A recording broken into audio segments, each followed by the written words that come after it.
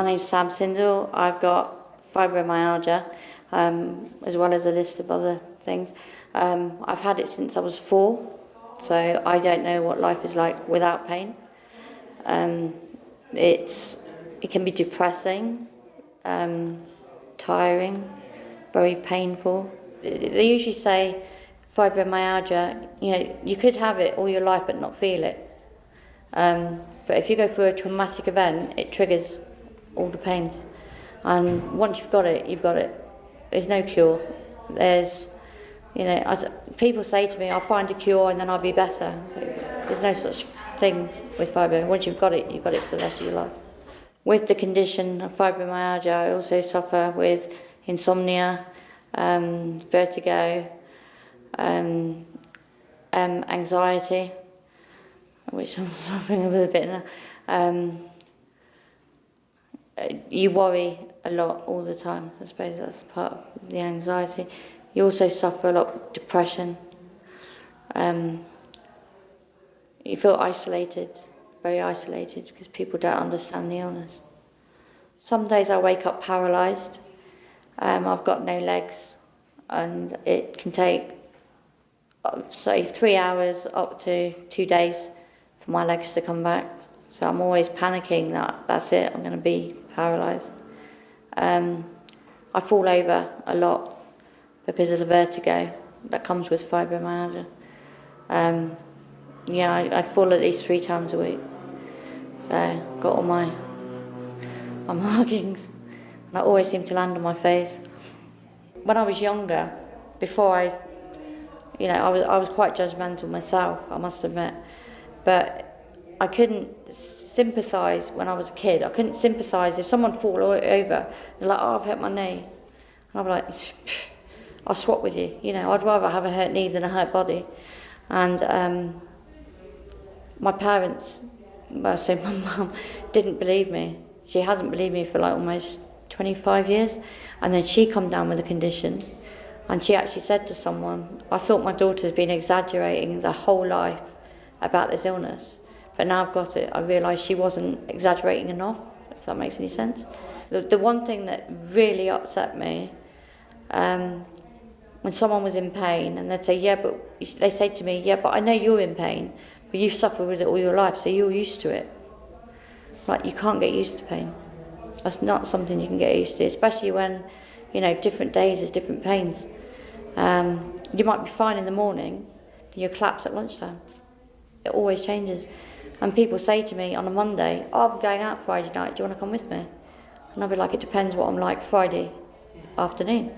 So you can't make plans, for the rest of the week. I can't, if I wake up in the morning and I'm feeling I'm not sure, I can't make plans for the afternoon because I don't know if I'm going to be sent back to bed.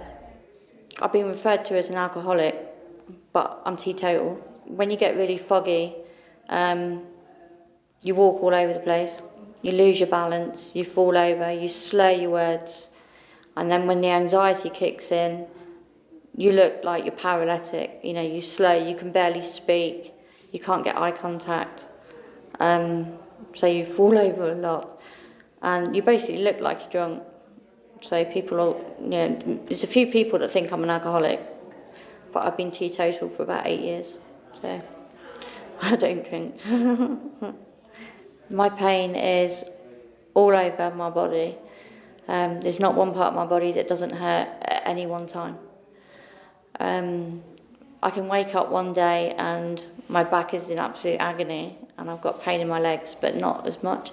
We range the pain from 0 to no pain at all, up to 10, which is I'm in agony, please shoot me. And then mine is at a 5 or 6 permanently. And when it gets above a 9, that's when I pass out or can't cope anymore. So I go from a walking stick when I'm on a 5. When I get to an 8, I got my Zimmer frame with 3 wheels. And then when it's at a 9, I'm in the wheelchair. So this is how I change all the time. When I've gone out with my walking stick and people have seen me with my stick, they don't make any comments or anything, but next time they see me, if I'm in the wheelchair, it's like, "Hang on a minute, you were walking the other day, why are you in a wheelchair now?"